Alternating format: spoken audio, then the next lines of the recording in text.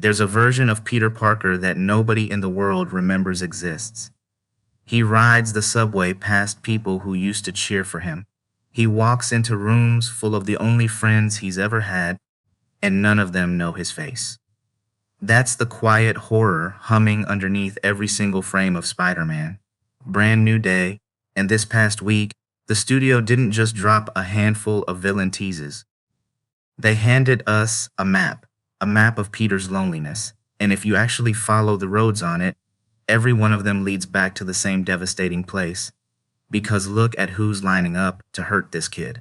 Hulk, Grey Hulk, the Punisher, Scorpion, Tombstone, Boomerang, Tarantula, the Jackal, Rhino, the Hand, and now tucked into the newest wave of footage like a landmine, the unmistakable return of the Shocker. That's not a rogues' gallery anymore. That's an avalanche coming down on one guy who's fighting it completely alone.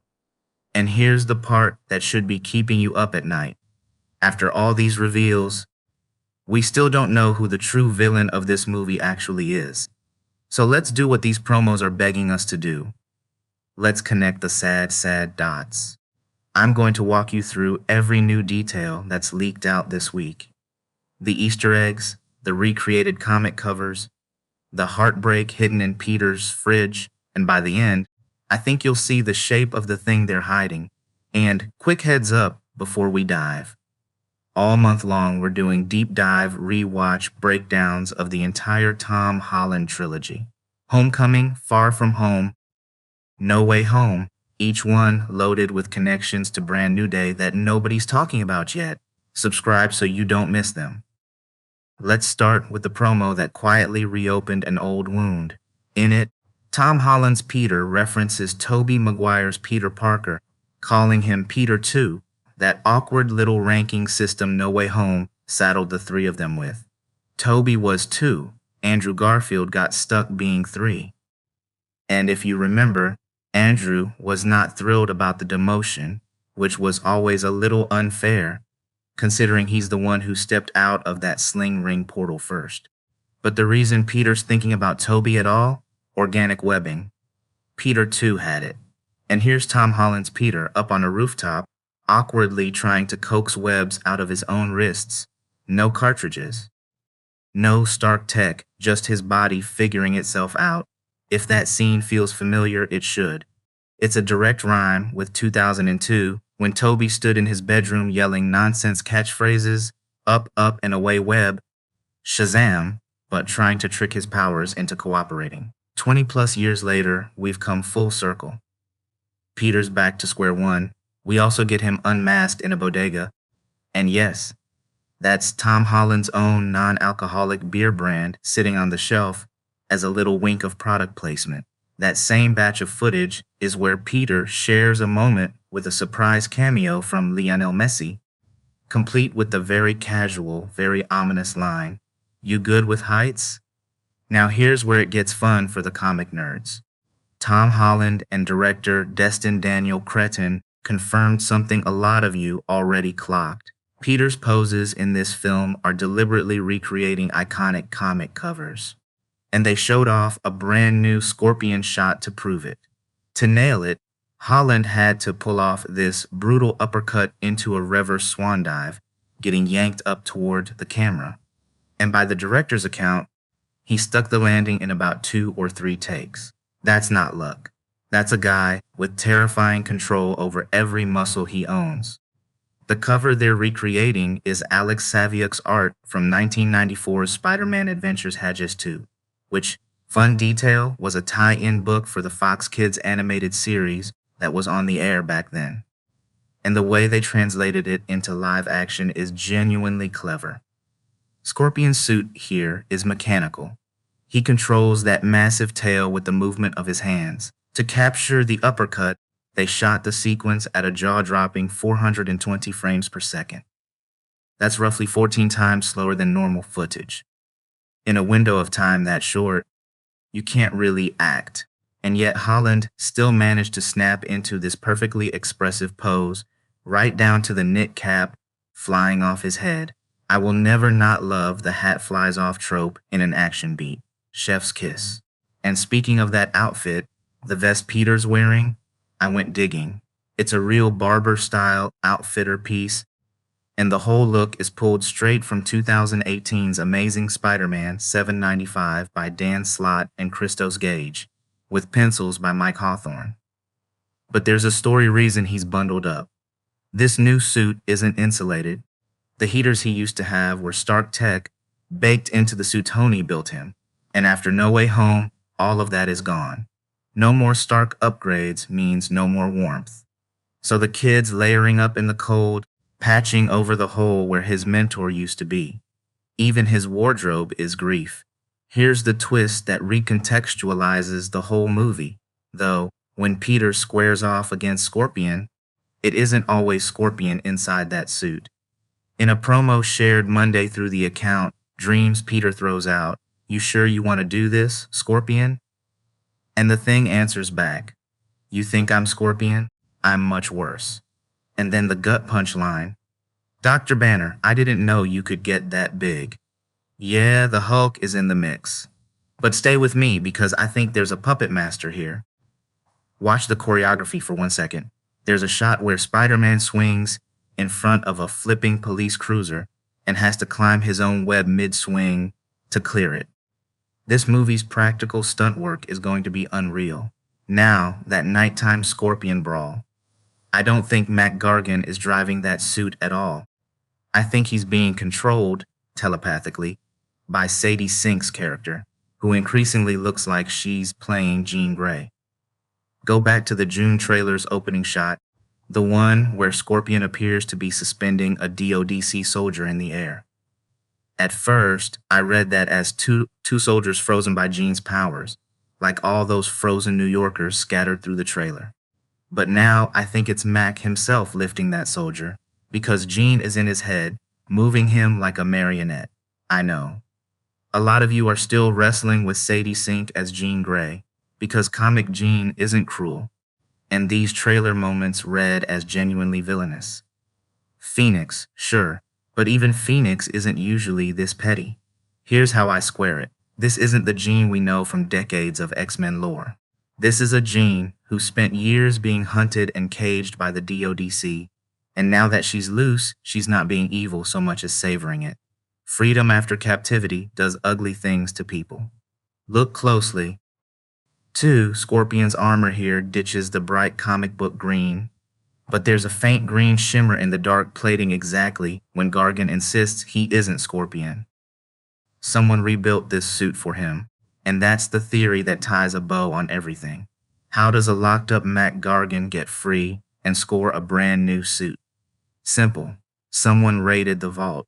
Ever since Homecoming, the DODC has been the MCU's biggest lost and found for dangerous toys. Stark Tech, Chitauri Tech, every confiscated weapon and armored menace of the last decade, all boxed up in one warehouse. If Jean Grey can body hop through guards telepathically, she can walk right into that vault and start handing out nightmares. Which brings us to that show-stopping hero shot in the June trailer. Spider-Man tumbling out of an exploding building, Hulk webbed up in the wreckage behind him. I'm now convinced that building is the DODC facility. And if it is, then it's stuffed with the ghosts of every Spider-Man movie Peter's ever lived through. Here's the detail I completely missed the first 10 times. As Peter falls through that rubble, look at his hand. He's clutching Shocker's gauntlet, Herman Schultz's weapon, Bokeem Woodbine's tech from Homecoming, from back when he and Logan Marshall Green's Jackson Bryce ran with Adrian Toombs' crew, scavenging Chitauri scraps from the Battle of New York and Ultron parts from Sokovia. All of that hardware got swept into the DODC evidence locker years ago, and now it's about to spill back onto the streets. That's the engine of this whole film.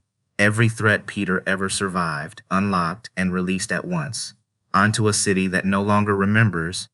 He's the one who stopped them the first time. The DODC isn't a warehouse. It's Pandora's box, and someone just kicked the lid off. So that's the war Peter's walking into. A city armed with his own past. Every old enemy handed a second life. But here's the thing the trailers keep reminding me. The fight was never going to be the hard part for him. The hard part is what's waiting when the mask comes off. Because let's talk about the part that actually hurts. Because for every villain reveal, they gave us a moment of Peter being profoundly quietly alone. In one spot, we catch him at a party, introducing himself to his own best friends, a version of Ned and MJ who've never met him, and he blurts out a fake name, Maynard, which on its own is just an awkward laugh, but sit with it. I think Peter improvised that name in real time by reaching for the two saddest things in his head. May, his dead aunt, and Nerd, which is exactly what he feels like standing at a party where nobody knows him. Maynard. The kid can't even lie without bleeding. There's another promo where a desperate Peter pleads, "You have to trust me. I don't know if you're the real Spider-Man." And we cycle back through those scorpion lines. But watch Ned. When he clocks Spider-Man standing in his apartment, he drops the Spidey Tracker tablet out of pure shock. The exact same reflex he had in Homecoming when he dropped the Lego Death Star realizing his best friend was Spider-Man. The memory's gone, but the instinct survived.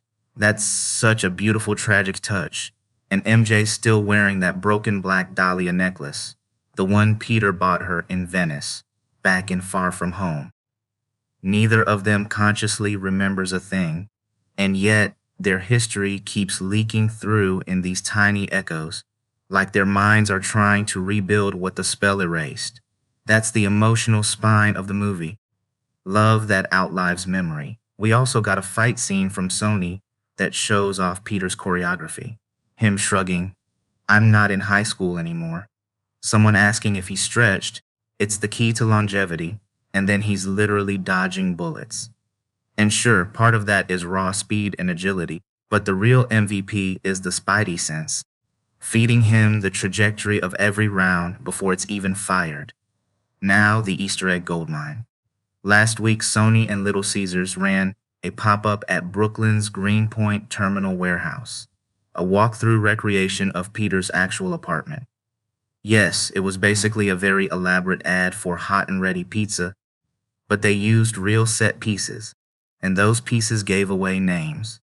On Peter's computer, there's a message from a Detective DeWolf. "I still can't figure out what the hand is after. Let me know if you have any leads." So Peter's got an ally inside the NYPD, Detective Jean DeWolf, played by Liza Colon-Zayas, who you may know as the scene stealer from the final season of The Bear. Now, comic readers just felt a chill because Jean DeWolf is the center of one of the darkest Spider-Man stories ever told, the 1985-86 Death of Jean DeWolf. In it, she partners with a former S.H.I.E.L.D. agent named Stanley Carter. They fall for each other, and she fails to see that his hunger to punish criminals has curdled into something monstrous. He becomes the serial killer vigilante known as the Sin Eater. Jean gets murdered, and a devastated Spider-Man teams with Daredevil to bring the killer down. I doubt they're adapting that whole arc here. I suspect the filmmakers just wanted a female detective from the comics and landed on her. But the name alone plants a seed of dread. Then there's the fridge, which is basically Peter's entire history in magnet form. A bring flowers to Aunt May reminder, which pays off in the footage of him doing exactly that. A Queens County sanitation calendar dated 2026, even though we know this movie isn't set in 2026. A Washington Monument magnet from his homecoming field trip. A Venice postcard from Far From Home. A Little Caesars receipt, obviously, and a box of donuts from Peter Pan Donut and Pastry Shop, the bakery MJ was working at in the final scene of No Way Home. We even know from the official screenplay that Peter still keeps the coffee cup she handed him that day. Some kale, a red onion, his fridge isn't as bleak as you'd fear. But the donuts? The donuts are the knife. On his clothing rack, down on the floor, there's an "I survived my trip to NYC" shirt. The one from his walk of shame in Homecoming. The one he throws on again in that incredible unbroken opening shot of No Way Home with the helicopter swarming his window. And there's a close-up of a homemade fabricator he's built, part sewing machine, part 3D printer. It's a small thing, but it says everything. No Stark, no funding, no team. Just a kid stitching his own future together in an apartment nobody remembers he lives in. And thanks to Nerdropolis, we got our first proper look at his investigation wall, including Tombstone, played by Marvin Jones III, thumbprints and all. But right beside Tombstone is a masked figure some fans are pegging as the Rose, who in the comics is Kingpin's son. The catch? The MCU's Kingpin has never been established as having a son. So either that's a stretch, or Marvel's about to expand the family tree, which leaves the last, cruelest artifact in that recreated apartment. On the set, you could read Peter's full letter, the one we hear him narrating in the trailers. The letter he can't bring himself to hand MJ or even say out loud to her face. Read the whole thing and it will genuinely wreck you.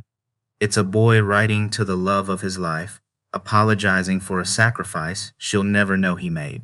That's the movie. Not the Hulk, not Scorpion, not the Vault of Unleashed Nightmares. Those are the noise. The signal is a kid who saved the world by erasing himself from it, now surrounded by everyone he loves and completely, unbearably invisible to them. Every villain on that wall is just another reason for him to keep his mask on and his letter unsent. So that's my read on it. Drop yours in the comments. Tell me what these trailers are making you feel, and whether you think Sadie Sink is really our Jean Grey.